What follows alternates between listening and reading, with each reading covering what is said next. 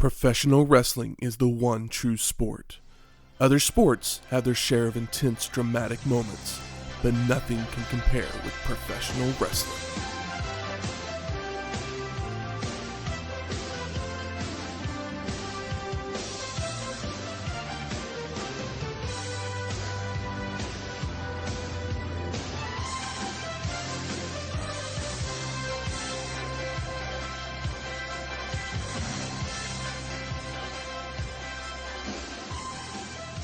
Welcome to Wrestling History X, where three friends come together to talk about the stories behind the matches.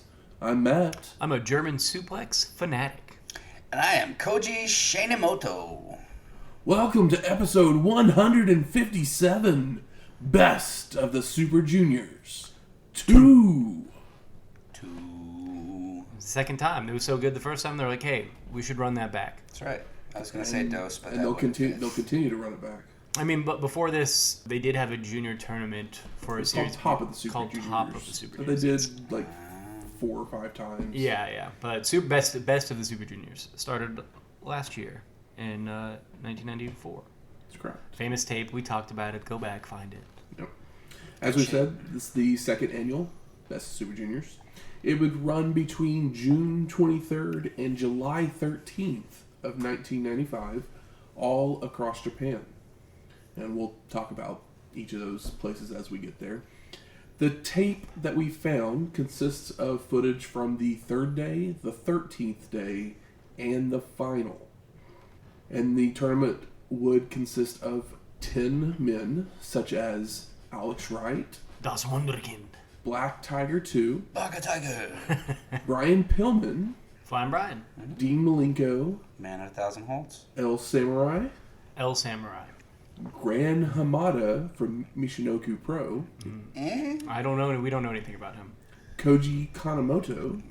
Koji-san. His name. Norio Hanaga. I remember him from last year. Shinjiro Otani. Well, I mean, we've seen a lot of Otani over the years. And Wild Pegasus. Benoit. Mm-hmm. With pre-dental work. Yes. I love old CB pre-dental work when you just catch that. You know, catch him with like a grimace or whatever, and there's just that missing tooth. It just makes him look even meaner. Yeah. Oh, Canada and your dental programs. Do they have a bad dental program? I don't know. I feel like they definitely have a much stronger healthcare system than we do. I mean, you could say that about anywhere, and it'd be stronger than what we have. I mean, a lot of places for sure. Yeah. But we are in Japan. That doesn't sound like Philly. It does not sound like Philly. No.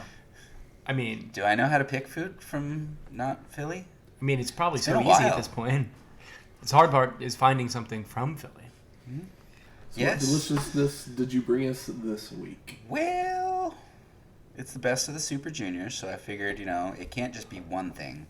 We got to have the best ofs. So I decided we'll have a little assortment.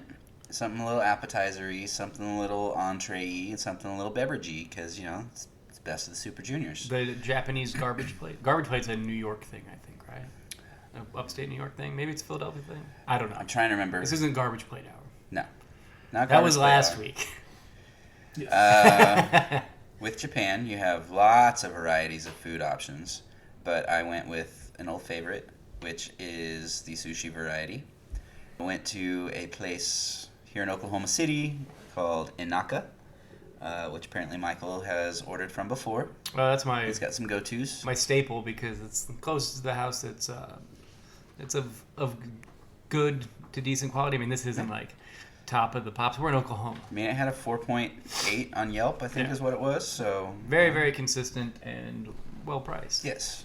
I ordered the tuna tataki, which is a seared tuna. I believe it's pepper crusted, just has a very light sear on the outside, and then it's sliced, comes with a little ponzu. And then I got a sushi roll, which is at least named after something that falls into the world of wrestling. It is the kabuki roll. Inside it has spicy crab meat, some crunchies, and some cream cheese. And then on the outside it has a little more of that peppered tuna that we had on the appetizer. with some avocado, a little spicy mayo. And then to wash it all down, they offered a Japanese soda, which is, I guess it's a Tasty brand. Is that right? Looks like it. Okay, I couldn't tell if that was the brand or if it was just saying that it's tasty. It might be better. I mean, it was very, very tasty. But it's called Melon Creamy Soda. It's a nice green color. It has a very cream soda flavor to it with not much melon, which I'm happy for because I'm not a fan of artificial melon flavoring. Yeah, it's a smooth. It's not crazy. Yeah, it's more melon in color than it is flavor. Yeah. But yeah, I mean, I like the bottle that it came in, where it looks like it got here a quick. NOS can. Like We were not disturbed by the dasher who door dashed it to us. It's got some good flavor. The soda is pretty damn tasty. So all in all, I'm happy with my best of selection here. So. Oh yeah, the seared tuna was great. Also, sushi is one of the best things to order to your front door. It's Yes. like not pizza because like, well, it's gonna hold well unless you got like a crazy fried one. Yeah. I mean, those crazy fried ones are good. Don't get me wrong, but Yeah. they don't hold up in delivery as well. I'm gonna take a bite of this. I Kabuki. want my fish still swimming if I'm eating sushi. Yes, please. Just some. No actual words, just It's pretty tasty. Well, something that would happen right around the same time as this show, kind of sad news. I mean, yeah, it's sad when anybody passes. Exactly. But we don't ever mean it as sad news. We mean to celebrate the person. But Bob Ross would pass away the week before. Aw. I didn't realize that he died that long ago. Mm-hmm. I was completely shocked Because as well when I saw this. we know like a handful of years ago when they put a bunch of the old Bob Ross episodes on Netflix, there was like a Bob Ross-a-sance where it's like Bob Ross Chia Pet, Bob Ross Energy Drink, Bob Ross T-shirts. Like a whole new generation of people discovered it, and then people were reminded of it in a nostalgic way. Because I remember catching it on like PBS as a kid and being like, oh, it's that guy. Like I knew his name, but it was just one of those things that would, when you're flipping the channels and you stop and you watch it for a few minutes, and then that's kind of it, and it just kind of sticks in your brain. He's a very specific looking guy with a very specific cadence. My favorite thing about Bob Ross is that he had pet squirrels, and I liked the videos when he was feeding them with bottles. I thought that was cute. Yeah, I didn't know about pet squirrels. Yeah. I didn't either. Yeah. And I watched a few of them. It's very good to fall asleep to. Whenever they did put it back on Netflix a while ago, I mean, and he's I got remember that voice that just takes you right into the little happy land. I should probably get closer to the microphone because it might not be able to pick me up as I'm talking about my happy Is trees. he the real ASMR? He was the original delicious dish. Yeah. I can only think. That. It's like mental anesthesia, and it was like, oh, I'm Mama just gonna doze off. Molly Shannon had to have taken their inspiration from Bob Ross for their. They took something from Happy him. trees, landscapes, lakes, maybe a decrepit house in the background. You know, we're getting here. Some birds, some clouds. Motherfucker always made it look so easy too. He did. I have some friends, I've never done it, that have done that, because you can buy like a box where it's like Bob Ross in a box, and then like, you watch a video, because I mean the whole show was teaching you how to do what he did or whatever, and he does make it look very easy, and I'd like to think I'd be like, yeah, I would nail that, but I know that mine would be very abstract. Yeah, just the sound of his paintbrush tapping against the canvas. Well, because he did it like basically barely used brushes. He would just use like a linoleum knife and be like, all right, here's some tricks. Yep. But Make these they little work. sticks and slide. Mm-hmm. Oh, Bob Ross. Yeah. I mean, not to be morbid, but he must have passed away from like cancer or something horrendous. Couldn't have been old age. But Oh. now he's in the happy cloud in the sky. He's teaching everybody how to draw. Swinging in the trees. Mm-hmm. Do they have squirrels in heaven? How did he pass I don't know. away? If all dogs go to heaven, they got to have squirrels to chase. So. Yeah, good point. Yeah. Yep, squirrels and rabbits. Like, please don't be something sad like Bob Saget. Right. What happened with him? Wasn't it like hypertension? His heart just No, exploded? He hit his head the night before and then just went to bed. And Damn. Died in his sleep. Did you just get drunk and bonk his head or something? No clue. Yeah. Could have tripped and fell and, just banged his head on the end table or something like that and Lymphoma. shook it off.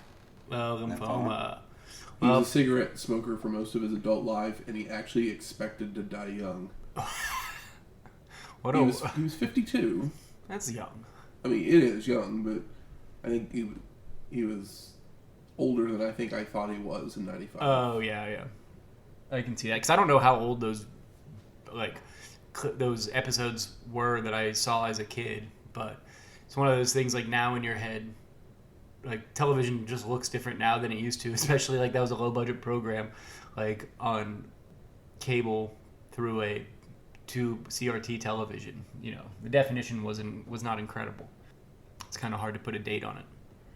Well, enough about the sad passing of Robert Ross.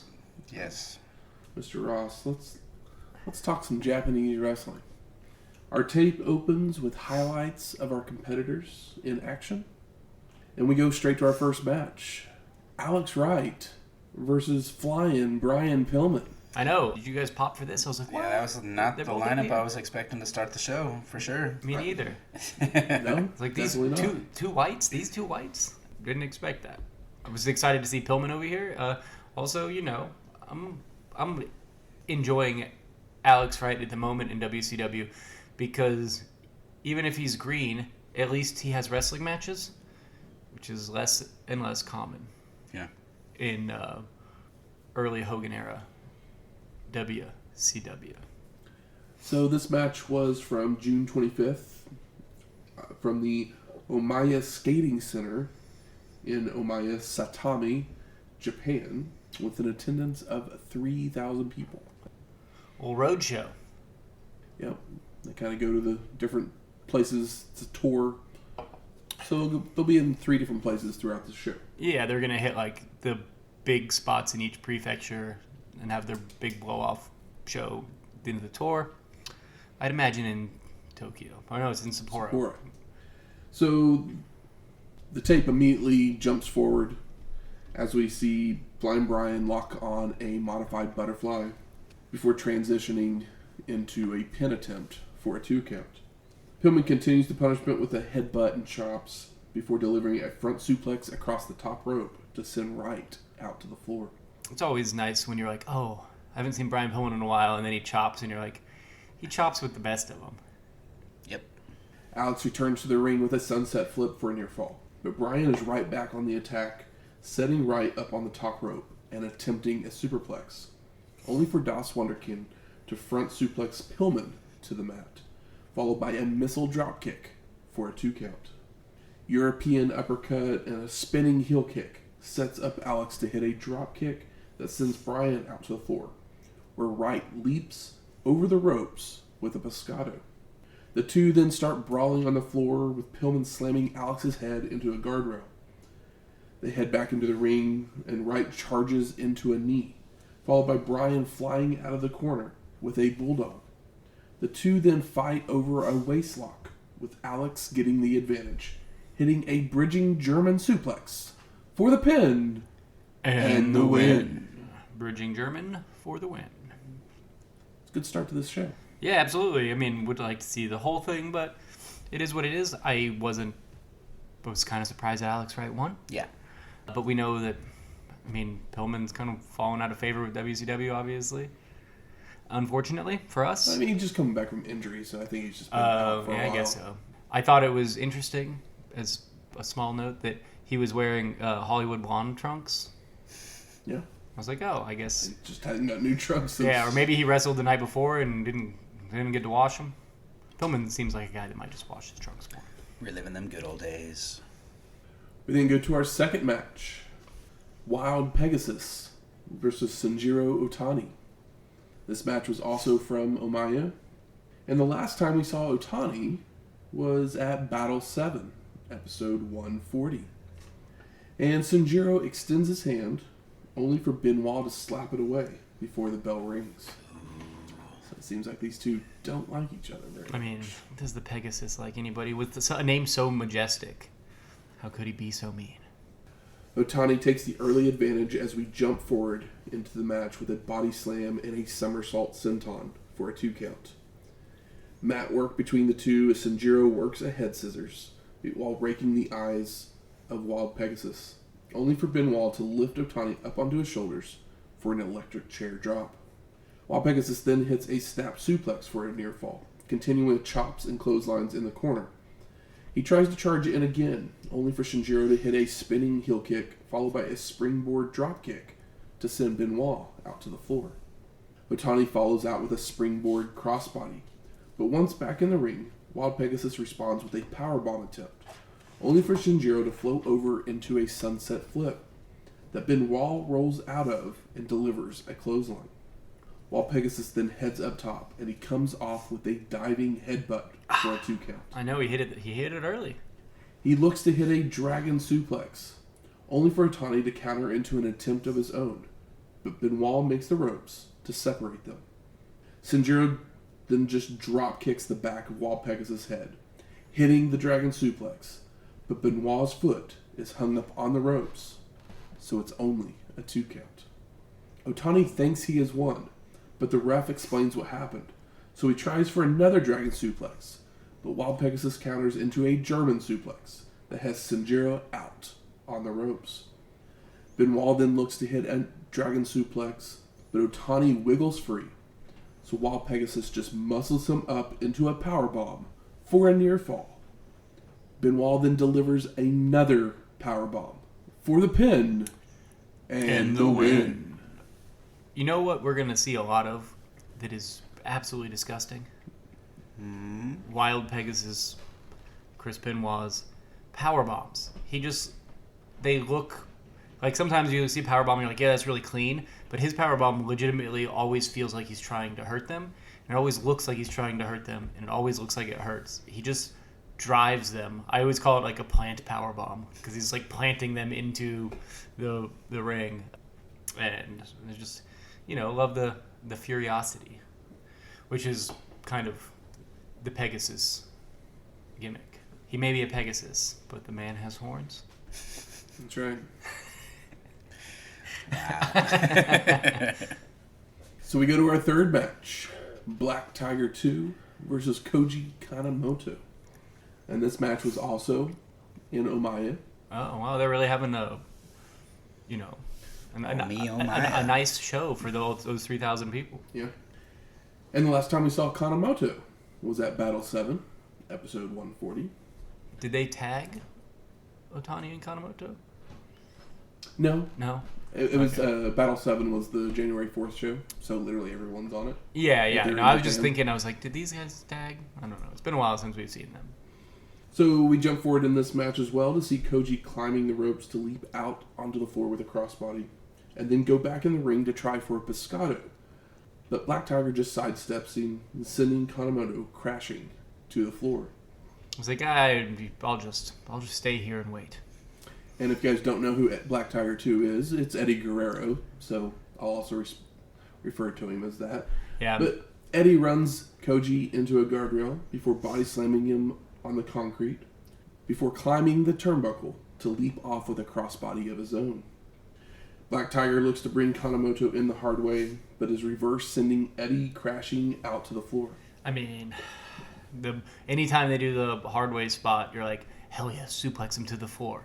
And most of the time it doesn't happen, so when it does, it always gets me. It's the thing about wrestling. Just tease it. Tease it and make the big move special. As I say this, we're talking about a Super Juniors matches where it's just insane big moves after insane big move. But that's still a high spot, is the suplex to the floor, even in this, very technical and high-flying show. Yep, that's one that always makes me cringe. Black Tiger climbs back up to the apron and slams Koji's head into the turnbuckle before climbing to the top rope. But Kanemoto meets him there to bring him down to the mat with a superplex for a 2 count. The two men then trade waist locks when Koji rolls up Eddie for a near fall. He tries for another suplex, only for Black Tiger to counter into a brainbuster. But Kanemoto gets a boot on the ropes. They trade waist locks again, with Koji gaining the advantage for a bridging German suplex for a 2 count. Before hitting a body slam and a reverse somersault senton. But he looks like he misses him completely. Yeah, he basically lands on the mat, or maybe like gets a little bit of his arm, but he gets it with his ass. Like he kind of a bummer that he missed it, but he does. He also they kind of sell that he missed it. Kanemoto climbs to the top rope for a moonsault, but Eddie moves, only for Koji to land on his feet and deliver a super kick. I mean, that's what we're all looking for, right? It's always nice. Yeah, it's that spot that happens once every couple of years where you're like, he got him right on the chin. How did they do that? Kanemoto then sets Black Tiger up on the top rope, hitting a super hurricanrana for a 2 count. Koji starts to climb the ropes again, but Eddie lifts him up onto his shoulders, only to be reversed into a sunset flip, which Black Tiger just drops down onto Kanemoto's shoulders for a near fall. Eddie then goes for a suplex, but Koji floats over. But Black Tiger just hits a low blow mule kick, allowing him to deliver a brainbuster for a 2 count. Eddie then hits a splash mountain for a near fall, before setting Kanemoto on the top rope for an avalanche brainbuster for the pin and the win. That's what that's called, an avalanche. Super brainbuster avalanche. Oh no, I'm talking about the power bomb move. Oh, the powerbomb move was Splash Mountain. That Splash Mountain is called Splash Mountain because it's basically a razor's... It's a sit-out razor's edge. Yeah, sit-out razor's edge. I was trying to figure out what it was called, so in my notes it's like razor parentheses power bomb because I'm like, I didn't know that it was called that. I've seen it before, but it's a great-looking move. Yeah.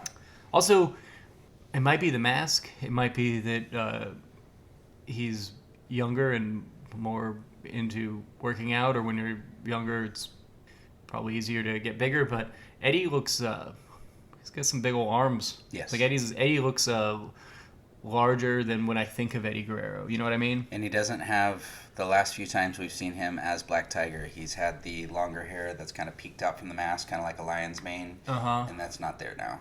Yeah. So I noticed that same thing where it was like ooh, is he like more swole now or what? And then it's like, maybe it's the hair being gone and it's just like detracting, so I'm noticing everything else about him instead of just it's like maybe his blonde hair. Ring gear is like a little too tight. Maybe he got a little bigger. Maybe it's the hair, but the mustache is still there. He's even with the mask on. The mustache. He's been in Philly eating Philly foods. So, I mean, maybe he was. Is that what hits his soul? Yeah. Maybe he was Philly food. Then I'd like to think he was hanging out with the pit bulls, and they were hooking him up with some IcoPro.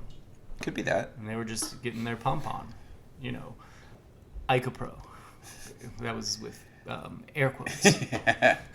Like, you can air quote all you want to. They're not going to see it. I have a friend who was like doing audio air quotes, so he went like, and I was like, that makes so much sense. Yep. You don't even have to explain yourself. Matt does that. Yeah, he goes. Oh yeah, it's good too. It's like everybody gets it. Change your inflection a little bit. Make a sound. It's an audio medium. You gotta do something. Audio air quote, which is my new solo podcast. I'm going Bill Burr.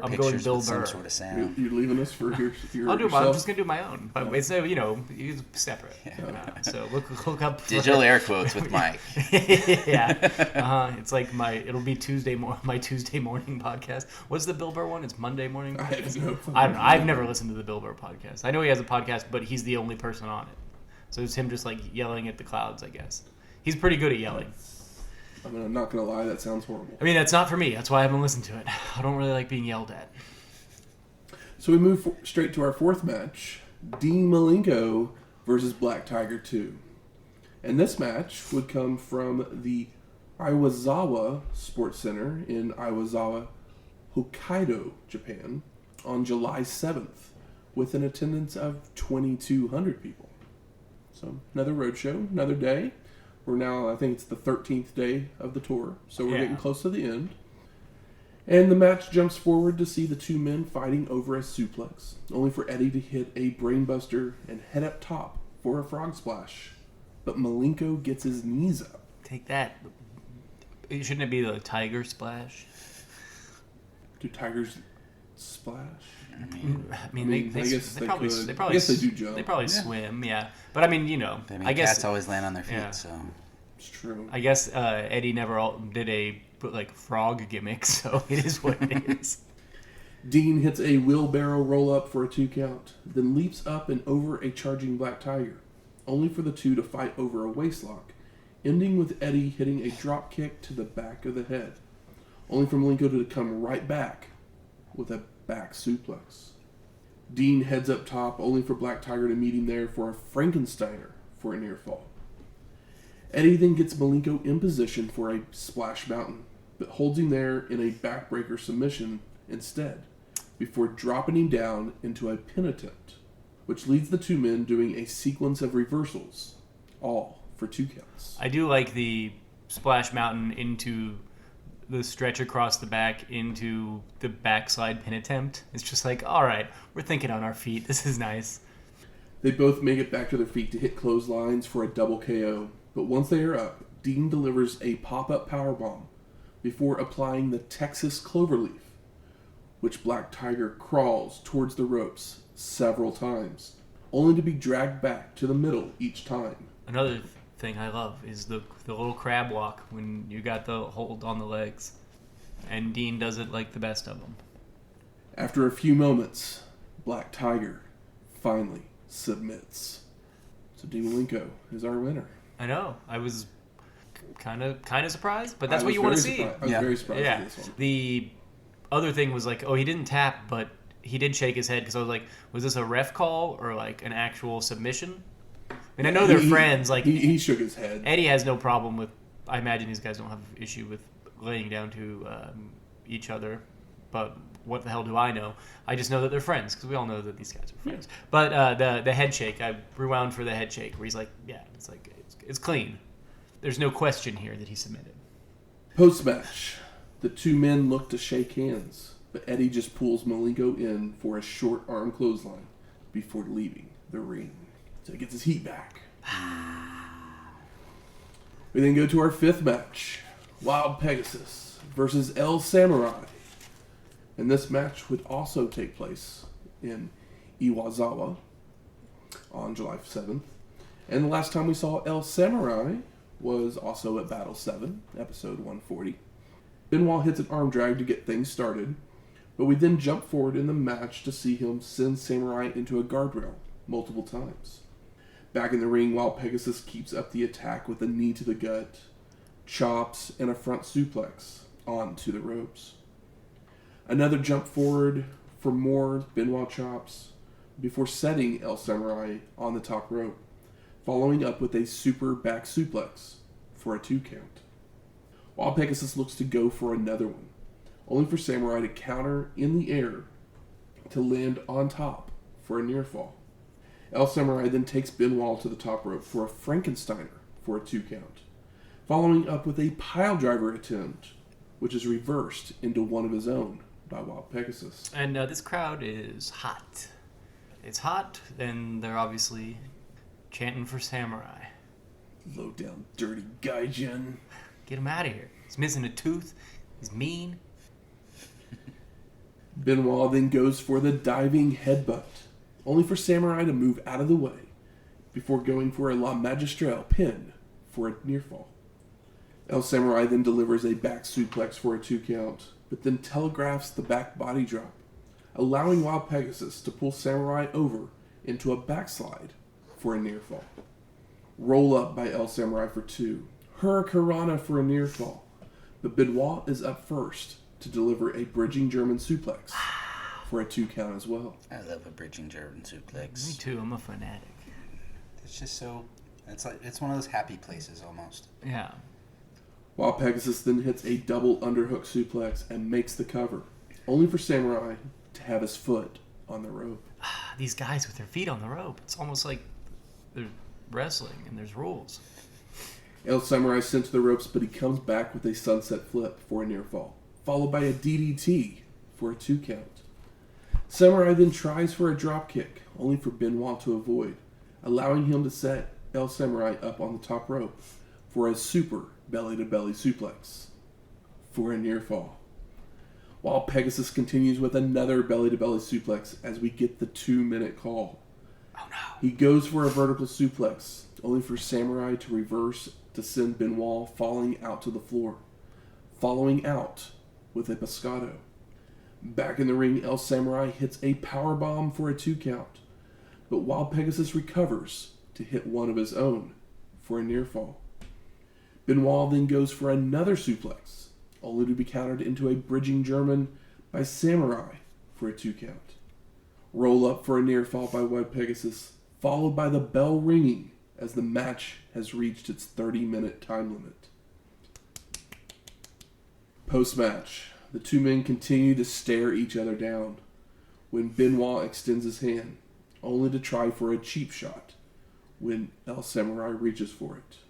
And the two men start brawling once again as the match fades to black. It's a little bit of a pull apart, but great shit. The match is super hot, crowd super hot. It's like they knew that this should have been a draw, and it was better for it. Yep. Is El Samurai, I should know this, is he a New Japan guy, or is he brought in from... He's a New Japan guy. Okay. Like I said, I feel like I should know this, but that would make sense, especially considering the pop and everything. Yeah. Yes. Like, yeah. He seems to always be there. So we go to our 6th match. Black Tiger 2 versus Wild Pegasus in the semifinals of the Best of Super Junior tournament. And you know it's a semifinal, because we're getting full intros to the ring. Ring announcer, music, the whole shebang. Go ahead, you might be saying it. What were you I was going to say, remind me how this whole tournament works, because Black Tiger lost to Dean Malenko, but now he's facing Wild Pegasus. That's exactly where I was going. But I'm glad you asked. So basically, 10-person tournament. They faced every single person. So they had 9 wrestling matches, and they scored 2 points for a win, 1 point for a time limit draw, no points for a loss. And the top 4 scorers moved into the semifinals. You know. And then they had the semifinals and the finals were on the final day of the tournament. Oh, okay. That's cool. I figured the semifinals would be like one show and then the finals would be on another big show. But, I mean, I would have loved to get it to that show. Mm-hmm. Absolutely. And this match would take place the final day of the tournament, July 13th at the Nakajima Sports Center in Sapporo, Hakata, Japan, with an attendance of 6,500 people. That's a little better. So they, Super Juniors was kind of the culmination of it, but there was also some couple tag team title match and a heavyweight title match that also headlined this show. We decided not to cover those because we're just talking the Super Juniors.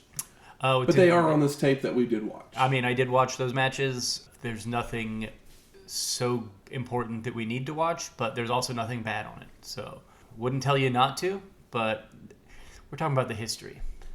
Not all of it's specifically important. So, you know how they say a good ref is someone you don't notice? Mm-hmm. Well, this ref for this match is very enthusiastic and just continues to circle the two guys as we get going. Like, I looked to find out who this guy was because I was like... He was very energetic. He reminds me of my favorite sumo ref, who's the one that's like the loudest. He has the most wrinkly face. He kind of looks like Tommy Lee Jones. He typically has the most brightly colored, I don't know what the ref outfit is, but it's some old Shinto thing. But yeah, it's like he reminded me of that ref in sumo where I'm like, oh, that's my guy. Like, I'm a fan of him because he's the only one I actually notice. I was just like, this guy, I mean, as we go through, we'll see, this ref gets kind of annoying at times. Bit of a showboat. Is this the one that you had sent the text out of? If you guys can figure out who it is, because I was like looking for who he was. I was like, maybe you guys can find something about him because I was just like, I kind of want to know who this guy is. Maybe he's Red Shoe's uncle, because sometimes Red Shoes could chill out. I mean, he was very much like, he almost was trying to make the match about himself. It felt like at times, which is like, that's not what we want in a wrestling match. No, we just need you to call it down the middle. Yeah. So this match gets going, and it's back and forth between the two as they work headlocks and arm locks until Eddie hits an airplane neckbreaker out of a gory special for a 2 count, followed by a jackknife powerbomb for a near fall as well. Black Tiger with a pump handle backbreaker and a slingshot senton for a 2 count, before going back to a headlock, which Benoit fights his way out of, but the two men then fight over a waistlock, leading to Eddie delivering a top rope knee drop bulldog. I mean, we just did all the moves already. Yep. All of them. I mean, the pump handle backbreaker, it needs to be reclaimed. We need to see it more often. I don't want to see it as a finisher, but I would love to throw on, well, probably not the dog collar match, but some upcoming, wrestling match. I want to see Bryan Danielson give a young AEW kid a pump handle backbreaker. And it's such a good heel move, bet too. Roddy Strong does, because he's like the messiah of the backbreaker, so I bet he's done a Yeah. Well, bring it on, Roddy. pump handle. Put the man on TV. Make him famous. Wild Pegasus then comes back with a tilt-a-whirl backbreaker for a near fall, followed by a back suplex for a 2 count. Snapmare into a head scissors by Benoit, only for Black Tiger to fight his way into a knuckle lock for multiple pin attempts, before attempting a pump splash, which Wild Pegasus monkey flips Eddie away, before delivering a head scissors takedown.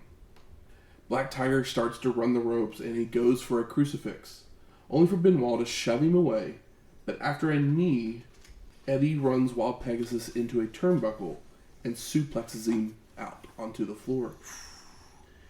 Black Tiger then springboards off the top rope with a crossbody out onto Benoit, which makes the ref start yelling at them immediately to get back in the ring. He's a stickler. Only for Eddie just to tell him, shut up. I don't know if you guys heard him or not. I didn't catch that, no. Like, all of a sudden I was like, I heard this, shut up. Yeah, he's like... And I was like, rewind. I was like, oh, that's Eddie telling me. Yeah, he's like, hey, man, chill out. We're trying to have a match here. I didn't catch a shut up, but I corroborated with Matt while I was watching this show. There's some guy in the crowd just, like, lightly blowing a harmonica from time to time. Yes. And it's so obvious. But he doesn't go crazy with it, but it's just like, I think I'm hearing a harmonica. Better than the air horn. Better than the air horn, for sure. Back in the ring, Black Tiger hits a power slam and heads up top for a frog splash for the pin. And no! Wild Pegasus kicks out. Eddie starts running the ropes when Benoit goes for a monkey flip, only for Black Tiger to stop and just stomp him in his face, before going for another suplex out to the floor, which Wild Pegasus blocks and reverses.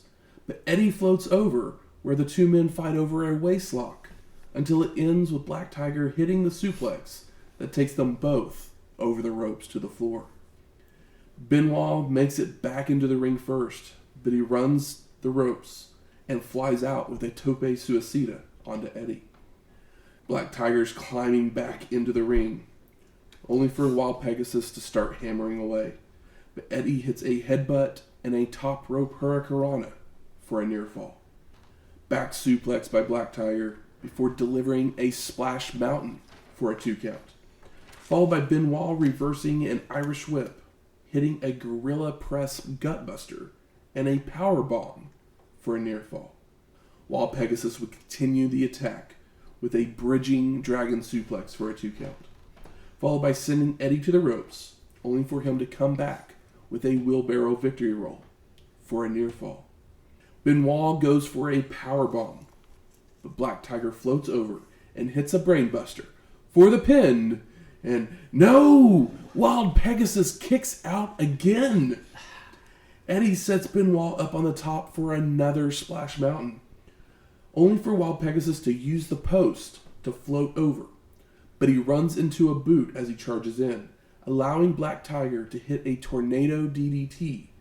But Benoit gets a boot on the rope. I mean, the crowd is hot, and they're like, Japanese crowds don't regularly count with the ref. It's not as noticeable or as big of a thing as it is here in the United States. So when they're counting along with, like, pin attempts, you know it's hot. You have hooked them Eating like them no other. out of the hand. Eddie sets Wild Pegasus up on the ropes again, climbing up. but Benoit fights back, turning Black Tiger over for an avalanche tombstone pile driver for the pin and the win. Post-match, Jushin Thunder Liger comes into the ring to check on Eddie before the Young Lions removing from the ring on a stretcher. Liger-san! I mean, the fucking second rope pile driver. Yeah. I mean, come on. You gotta trust somebody to take that one. There's not many people I trust in my life to do a regular pile driver, No. let alone an avalanche pile driver. No, my God. But we head to our 7th match. Shinjiro Otani versus Koji Kanemoto in the semifinals of the Best of Super Junior tournament. Or as I said as I was watching it, that guy and that other guy.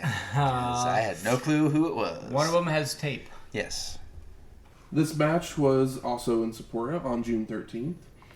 And the two men attack each other right away, with Koji hitting a knee to the gut and a shoulder tackle, which Otani no-sells. So the two start running the ropes, with Shinjiro missing a drop kick, followed by Kanemoto missing a spinning wheel kick, and then both missing stereo drop kicks. I mean, come on. This is what we live for. And I don't know a whole lot of the backstory, but Kanemoto he's got the tape on his arms and hands.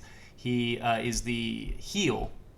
Yeah. And Otani is the fiery babyface, and I imagine that they've probably had some storyline stuff going on here. Yeah, because it definitely feels like these two guys do not like each other. Yeah, it feels that way. It looks that way. They have incredible chemistry, and obviously the crowd's very into it. The Best Super Junior semifinal.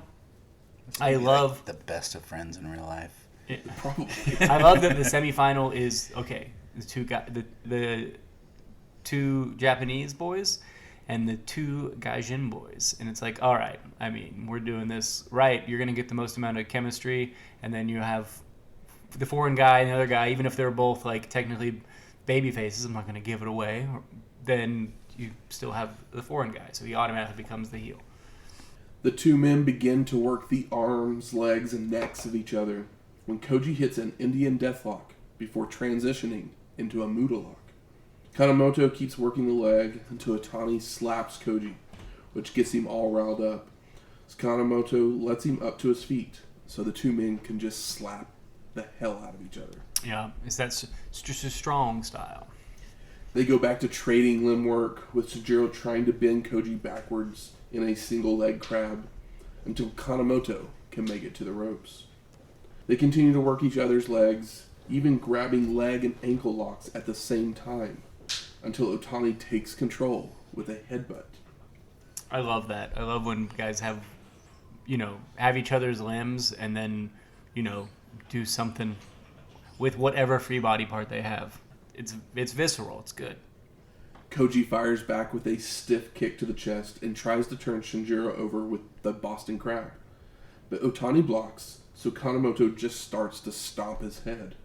Hell yes.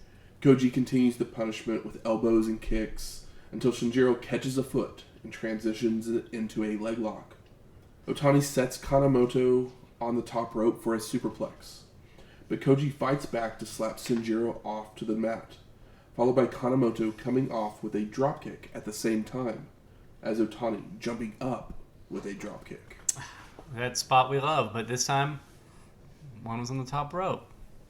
Koji then sets Shinjiro on the top rope to hit a Frankensteiner before delivering multiple dropkicks to the head. Kanemoto sends Otani to the corner and charges in, only for Shinjiro to leap out with a spinning heel kick, followed by another dropkick. Otani takes Koji to the top rope to deliver a Frankensteiner of his own, before hitting a springboard dropkick as well that sends Kanemoto out to the floor.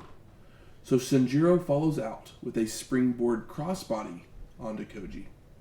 Back in the ring, Otani is sent to a corner, where he leaps up to the top rope, flying off with a crossbody, only for Kanemoto to be ready for it. So he leaps up to hit a drop kick, sending Shinjiro out to the floor, followed by leaping over the top rope with a plancha, only for Otani to not catch him. So it looks like Koji goes head first into the concrete. Yeah, it's a rough one. They make their way back in where Kanemoto hits a tombstone piledriver, followed by a moonsault for the pin. And no! Shinjiro kicks out. Damn, they fucking got me. Koji then hits a second rope senton and goes for another moonsault. But Otani's moved and grabs Kanemoto for the bridging dragon suplex for the pin. And the win. I got really excited as we talked through this one. There's just so much chemistry and fire. That senton, the springboard senton, it is like a twist. It's like a summer twist senton. It's beautiful. We then get Soichi Sabata interviewing Jushin Thunder Liger, and it's obviously in Japanese, so not real sure exactly what they said. Liger is in a Slamboree 95 t-shirt that I would kill to own. But, outside of that, it's just Liger, mask on, t-shirt, casual. He's the king of the juniors. So who better to talk to? Speaking of King of the Juniors, I had this note. He wasn't in this tournament. I know, I was surprised. And other than 2000, and in 2000 he was in the G1 instead of in the Best of Super Juniors, so he's in a different tournament that year. Weird he was in the G1 because he's not a heavyweight. This is the only year that Liger would miss the tournament until 2018. Damn. So he was injured? He was injured. Okay. Yeah. He booked the shit. Maybe. I mean, it's a good chance. In my head, he booked this shit. I'm hoping he did. But, even if he didn't, I'm going to say they're doing a great job. He had been out with a heel injury for 6 or 7 months at this point. So. Oh, wow. I mean, he's Jushin Thunder Liger. Junior heavyweight, heels are important. We then go to our 8th match. Wild Pegasus versus Shinjiro Otani in the finals of the Best of Super Junior tournament.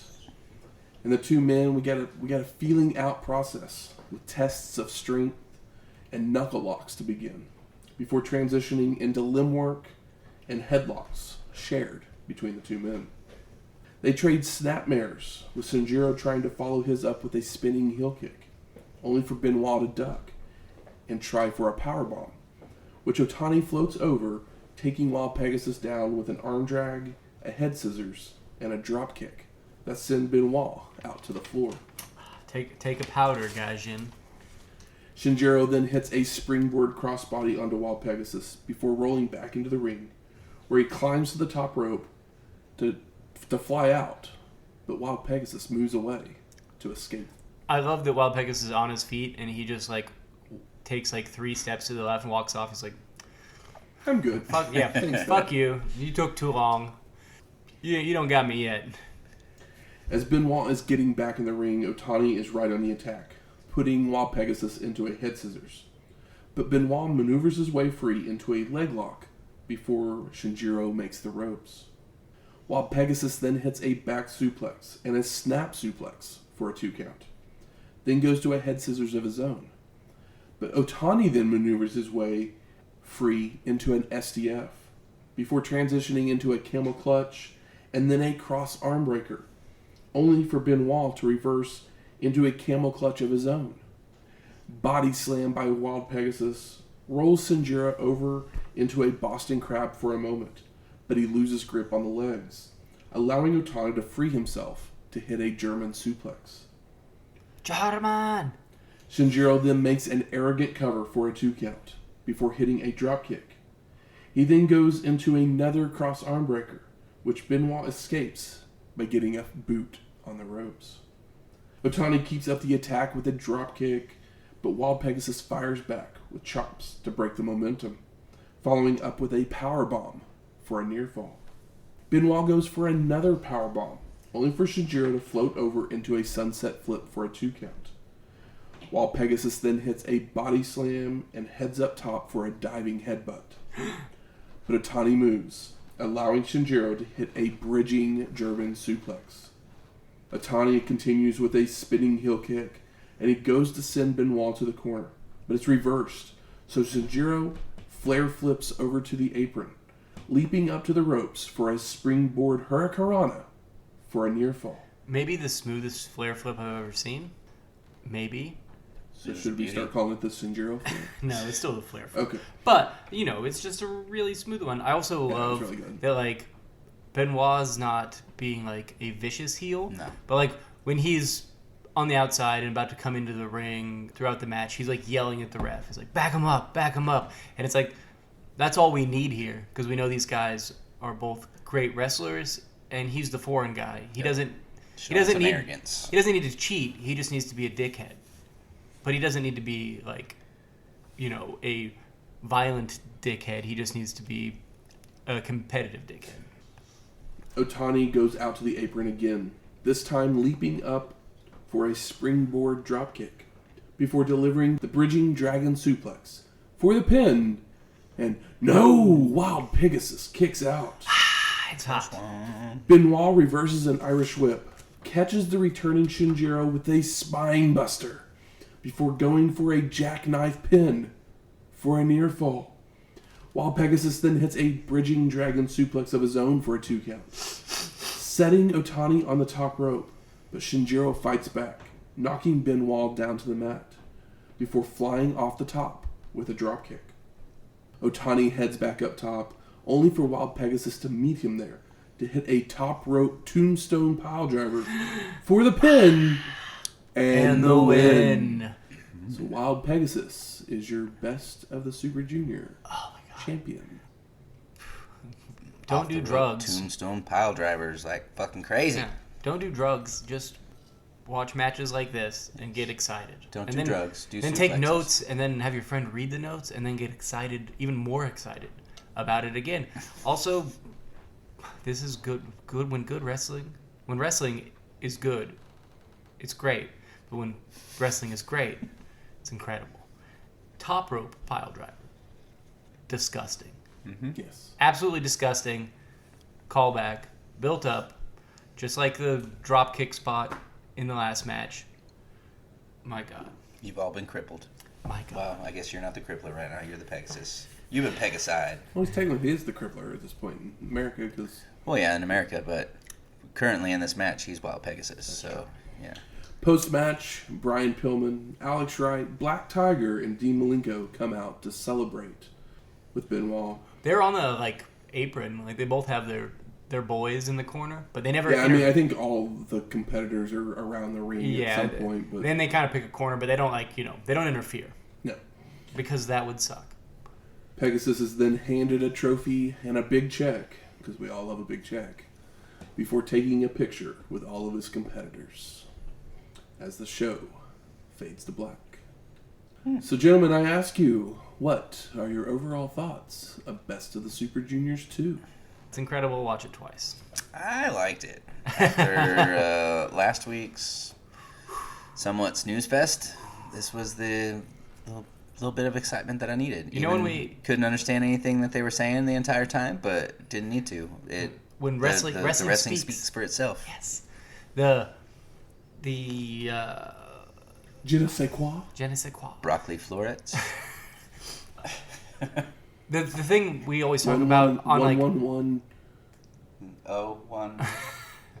Yeah, I gotta speak. I totally forgot my joke. I'm gonna dot. My brain went binary, and all I can think is in 1 and 0s now. But when we watch those ECW shows, it's like, oh man, that match in the middle of the show was really great. Or it's like, oh, the first or second match of this WCW show was really good. Or like, oh, it was really nice to see, a Jeff Jarrett match in a show that was like all Savio Vega or something.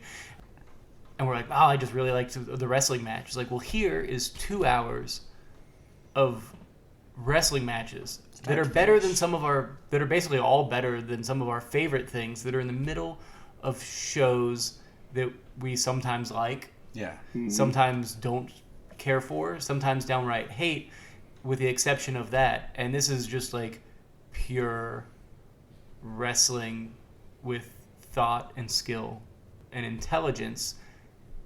And here we have the guy Jin go over. And I didn't necessarily expect that. This is actually Benoit's second. He won one of the top of the Super Juniors tournaments as I was well. gonna say, I thought he had won something. So Yeah.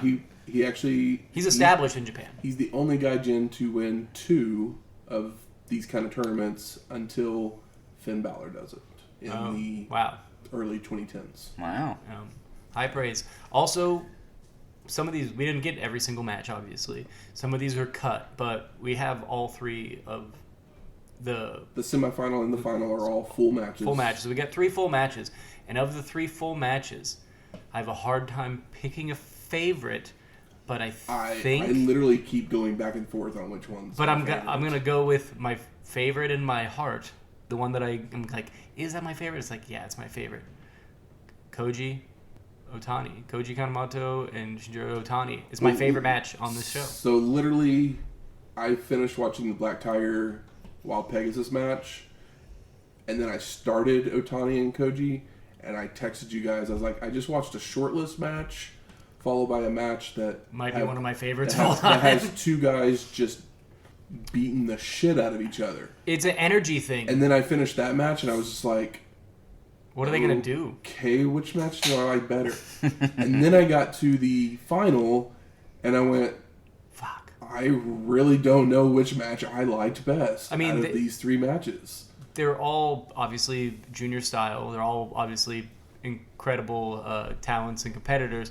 But all 3 of the matches are different enough in the same style. We're still seeing the German suplexes. We're still seeing lots of to the tops. We're still seeing lots of planchas and suicidas and, but the Kanemoto Otani is the one that has the most, like, visceral energy and the one that feels most like a fight. And it feels the least choreographed. It just feels the most, like, it's the one where it feels like watching a fight. And yeah. But I mean, I would never argue that the other ones couldn't be somebody else's favorite because they're that good. On that same line, all of them are really good, but kind of going along with what you were saying, that one I think stands out to me more because I didn't know either guy in the match. So the only thing that held my attention was the wrestling. It wasn't that it's Chris Benoit and Eddie Guerrero as different characters, or Chris Benoit being somebody that I knew in the final. It was 2 guys that I didn't know a fucking thing about other than and they were doing together. They were doing and they kept your attention. Yes. Well, they were doing elite style wrestling. Like those other guys were too, but you see Benoit and you see Eddie, and like you think about the things that you've seen those guys do after that, and and this is one of these things, like we've seen these guys on some of these shows we've covered, but we're not intimately familiar with them in the same way. So you watch it and you're like, well, fuck, I understand why everybody's losing it. Yep. I mean, I think what we're basically all saying is if you can find this tape, do so. Watch it. Watch it twice. Watch it twice. I'm seriously about to watch do have to these 3 say matches. this tape might also be the last time we see some of these guys in Japan, as they start moving on to bigger and better things in America. So they don't have to go to Japan quite as often. Some of them go to places that don't like to participate in anything Japanese. Maybe bigger, but better. Yeah, you know. I know. For them, for better. them, absolutely. You're at home. A few more pennies in the pocket. So. Bigger paycheck. You can see your family.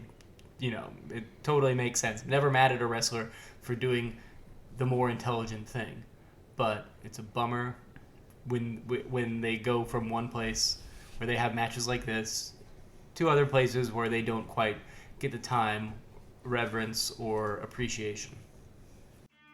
Good. Where's the smart marks at? All right. Fuck you. I think it's time we smark it up. So what are some of the best moments of this show that this tape exists? I mean, obviously the last move of the night could not have been a better last move of the night. I don't think. I think that the tap out was surprising. There's so many good things. The tap out was very surprising because I already know who was in the semifinals and everything. Yeah. And so I'm like sitting there watching along, and I'm like, and all of a sudden Dean Malenko taps out Black Tiger. I'm just like, oh, okay. I mean, knowing like Shane, you were probably confused a little bit because not knowing that it was a round robin tournament. Yeah. Like I knew that, so I knew it's just one loss on the road to the end. Yeah, I just didn't know the points at the time or whatever, so I was like, oh, okay, and I was like, all right, and yeah, because I wasn't even thinking about the round robin of it while I was watching it, and then I was like, oh yeah, it's a round robin, so we'll get to the point situation. The last 3 matches were great. Dropkick callback. The dropkick callback. I love the airplane neck breaker out of the gory special. Like I was just like I saw the move and I had to rewatch it like 3 or 4 times because I was just like, what do I call this? I was like, it was something I'd never seen before. So I was just like, there's so many top rope tombstone. So many good moves, and the top rope tombstone is like, well, you did the second rope one, and then the third rope one is just like insane, absolutely insane. And there's so many great pin attempts, like the wheelbarrow pin attempts, and like some of it's like beautiful pin attempts. And the reason that the Otani Kanemoto kind of puts it over for me is like, as my favorite is, there's lots of really great mat wrestling on here. I love the there's some stuff where, you know, Wild Pegasus is like holding onto his arm in arm bars, and they look, you know, legit. It doesn't look like the mat wrestling isn't sloppy in some of the older Japanese stuff. Some of the mat wrestling is like hard to tell what's even going on, but all of this stuff is like clean but still believable. Mm-hmm. And like everybody's, you know, on 11 with their energy, with their selling, with the intelligence of like the way their bodies are wrapped up with each other, which is hard to do, which makes it even more impressive when they are in like this flow state of selling, which is what selling is acting. Yeah. Acting, and then also doing this quote unquote fake fight. I hate to use that word, but it's not fake. It's not fake. It's predetermined. It's predetermined. I agree. I can't move forward until I mention the Eddie shut up. I know you guys didn't. Yeah. You guys mentioned it, but it was just like that. Like it was a great moment. Yeah, because that ref was a butthole. Yeah. I kind of forgot about that until you said it again. How about most disappointing? It's kind of disappointing that Liger wasn't here, but in hindsight, we didn't need Liger, which is a huge compliment to every single person that was in this tournament, at least everybody that was in this tournament as far as we saw. We didn't see Ogana's match. You know, there's a couple of these guys we didn't see wrestle, but like, you know, it starts with Alex Wright and Pillman, and that's a great thing. That's a great match, and it just continuously gets better. I feel like the consistency on Super Juniors 2 is higher than the consistency on Super Junior 1. Yeah. As far as the matches go, granted some of these are cut, but I feel like that there's a higher rate of consistency in the matches. All the matches that were cut were on basically their television show. So obviously they don't have the time on a television show to show all the matches because it's usually like an hour-long show, a weekly show, that they just combined everything into one tape to release out into the public, basically. Another funny thing is that the ones that do, you see them in the ring, and then they might like lock up or whatever, and then it'll cut. Whenever they cut, it's like 90% of the time somebody getting thrown into the steel on the floor, which is still a New Japan staple. Like Matt has said, once I watch the match, literally, and sometimes you can if you start a New Japan match, you can fast forward until the moment after they go out, because literally every match they lock up, and then at some point they go out to the floor. Someone gets tossed into the steel. They get tossed into the steel. They get tossed into the steel, and then they come back into the ring. And if you can fast forward to that point, and at that point forward, you can watch a really good match. It's a standard. It's a staple. It is. It's to this day. Like there's nothing legitimately wrong with to it. this day. The stuff before that's fine. You can cut 5 minutes off of every match. Yeah. Watching that. Honestly, like there's unless it's a match that like unless it's Okada Naito or like unless it's like a big match. Yeah. Like if it's Sonata versus like Like If Goto. it's a B show, Yeah. like, literally just fast forward. Sonata to that versus point. Goto, Yeah. you can get to that point and then be like, all right, well, now I'll find out if the match is good. Because I know that's when the bell really rings. Yeah.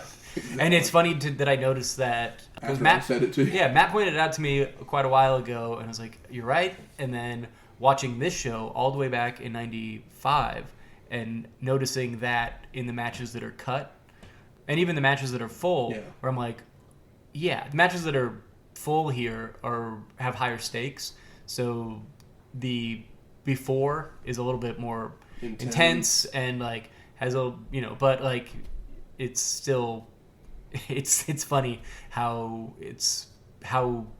ingrained in the style it is. The most disappointing points for me, one, obviously the ref in the one match, like I noticed him, but I don't think he bothered me as much as you. Bothered the shit out of me, at least the first like Until- 5 minutes until of the Eddie told me. match. I mean, once the match got going, then it wasn't that big of a deal. But Because you couldn't focus on him, yeah. he wasn't doing anything.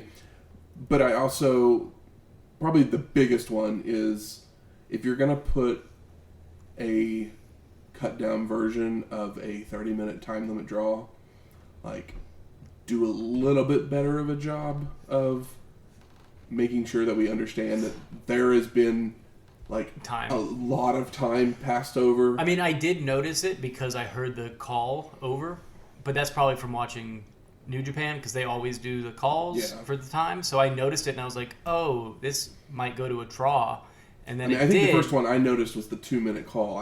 If there was one earlier that I missed it, but yeah, no, I mean, I don't think the one I caught was probably the 2-minute as well. But like, I didn't catch one at like a 10-minute call or something like that. Yeah, and I think that would have helped me out a little bit. Yeah, just in that match because I'm sure that match was excellent because El Samurai is really good, and obviously we love Benoit. So and we put over the finish.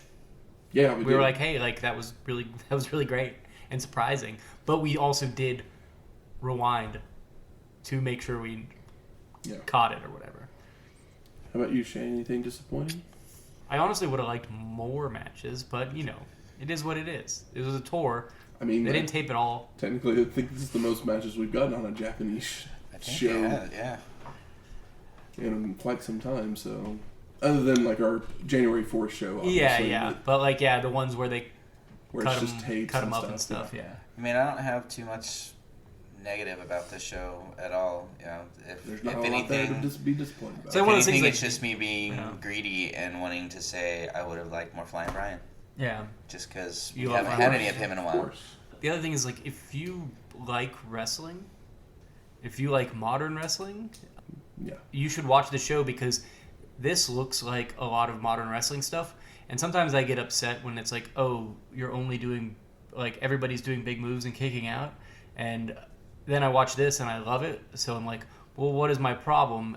And I think it might be that this is a tournament, and the other issue might be that the junior thing, even though like it's like, well, they're juniors, so this is like that style, but when you do it in a like heavyweight match, it's like, oh, well, you might be doing too much. I don't know. It's a thing I've been grappling with myself. So, just putting a thought out there that I haven't completely worked through. But I noticed that in this where I was like, why am I complaining about one thing and then loving it 25 years later? Like, what's the disconnect? Yeah. How about best performer of the night? That's a toughie. I mean, Peggy. All of them. Yeah, it's like, I mean, it's hard. It's like the guys you saw the most matches. There's not a match that disappoints at all. Oh. I mean, there may be like literally my two complaints were a referee who once the match got going wasn't a big deal. Yeah. And there was the one missed match spot. To have more time. Yeah. There was the one missed spot, which is crazy that in all the things they did, there was like one noticeably missed spot with like the was it like a senton leg drop or something? Yeah. And it's like, okay, well, these guys do so much, and they didn't sell. He didn't sell. No, that he got he didn't landed sell on. it at all. And like so, like it's fine. It's okay to make mistakes as long as you don't sell the mistake. So, for default purposes, it would be probably Pegasus and Otani. But Kanemoto's like gritty heel stuff kind of just puts him right up there with me, even though we didn't see as much of him. Absolutely. If I have to pick one, It's funny that it's harder to talk about a good show sometimes it is. than it is a bad show. I mean, Unless the show is, Yeah. if the show's like special bad or like really stupid, but sometimes if it's just like mediocre bad, like the last ECW show where it was like, oh well, I guess it was fine. We're like that's like the least interesting thing to say. But here we're like, no, this is incredible. You should watch it twice. It's like, well, what else do I tell you to do? Like, what else do I say about it? Yeah. It was good. Everybody here was like young, healthy, and like firing like above they've all been tapped on the shoulder, and they all completely delivered. Mm-hmm. Yep. I can't pick a favorite. I'm not trying either, so. Yeah, me neither. Like I'm gonna give it to the winner. I mean Pegasus, maybe Pegasus just for the top rope pile driver. The and audience was great. Audience was great. Yeah. But that's a Japanese crowd, so Yeah. they're always great if they can yell and scream. Yeah, I mean, ready for COVID to be over so we can get rid of these clap crowds. Anything surprising? I mean, I was surprised that there were so many Americans on the show. I was as well. I was surprised about Liger, but not in a disappointed way. And I was surprised that Alex Wright beat Pillman, but in hindsight, after it happened, it made sense because he was the new guy that they've been putting over as kind of the new Pillman / Zinc / Regal, that style of light heavyweight WCW guy. He's been getting a lot of spots on the shows. His matches have been basically some of the best on the shows, even though he's green, but he worked really well with Pillman here. Like like you'd assume he would. Where was Sean Waltman? Why could he not be in this? I mean, I would love to see Waltman here because we've only seen a little bit of him as 1, 2, 3 kid, but it would be very interesting because he's a wild man. I'm going to add a category this week, Uh-oh. and we're going to... Quick response. Okay. What was your favorite match? I mean, I already told you. Otani, Kanemoto. That's your favorite one as well? Yeah. Okay. Well, that's the one that's going to add to the short list. Okay, cool. Cool. I'm excited. Like I said, those 3 matches, last 3, so good. But that one Though has I will say, the extra special sauce. I will say, as we were going over it today, doing this, I think the third one crept up a little bit more for me. The final? The final. Yeah. I was like, oh, these near falls. It was. Yeah. I mean, the crowd's so hot. Like, I'm legitimately probably going to rewatch those 3 matches very soon. I still have them on my TV ready to go. Yep. Still plugged in.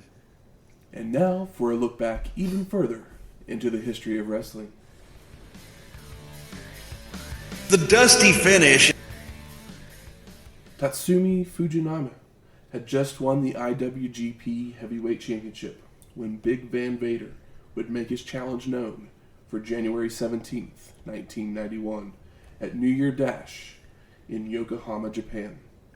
The two men would battle with stiff shots back and forth when Tatsumi would hit a back suplex and go for the Scorpion Deathlock, only for Vader to make it to the ropes. They would brawl their way around ringside before making their way back into the ring, where Big Van Vader would hit a splash. He would attempt a suplex, but Fujinami would float over and deliver multiple forearms and an enziguri to send them back out to the floor. Vader would be tossed into the ring post, hitting his face and busting him open from his eyeball.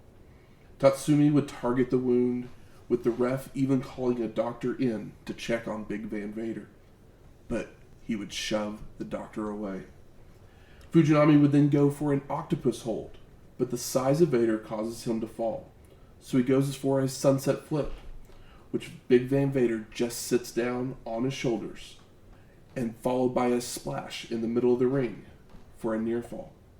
Tatsumi would respond with a small package for a 2 count when Vader would deliver a lariat for the pin to become the IWGP Heavyweight Champion for the 3rd time. Big Van Vader would remain champion for the next few months, only for a rematch to take place with his longtime rival. Is this the match where Vader popped his eye back into his socket? No, No, that one was against Stan Stan Hansen. Hansen. Oh, okay. Yeah. That was I before almost this? said Stan Lane, and it's Yeah. like, nope, that's Okay. not right.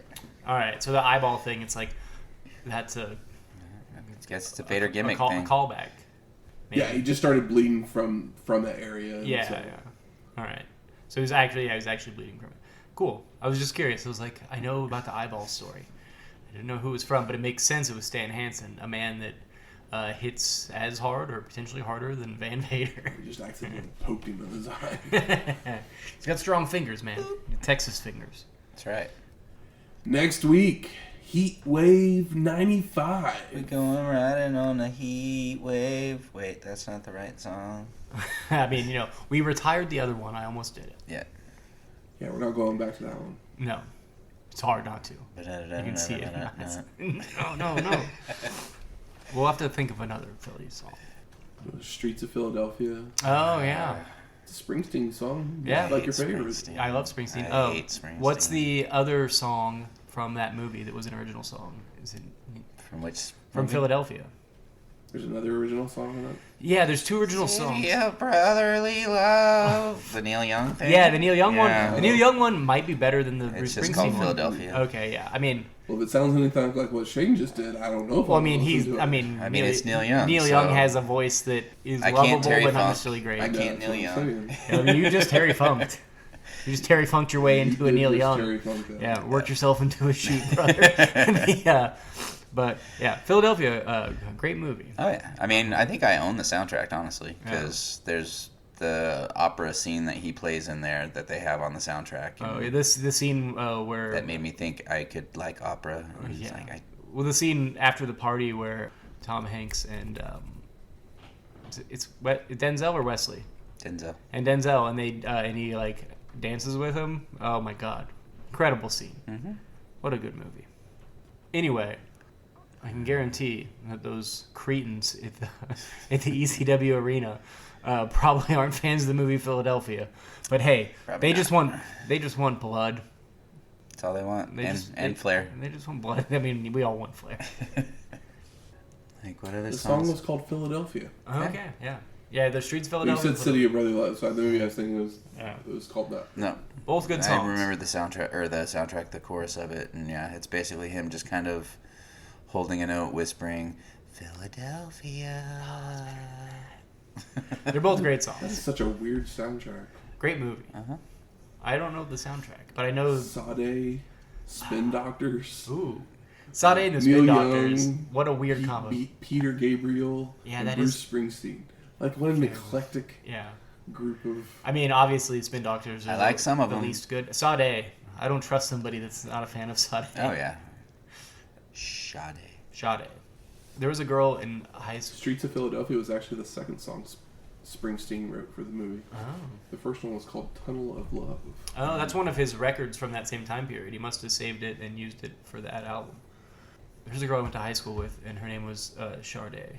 And but they spelled it a little different, but her parents were just like Sade fans, which is weird because this girl, Airhead, not to be rude, but she was just kind of a space cadet. So it was just kind of funny that like her parents named her after this like really cool lady that made really cool music with a really cool band.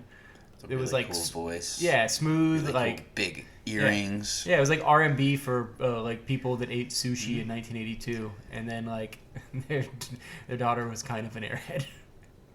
Funny combo. Music from this week's show is The Score by Emerson, Lake and Powell.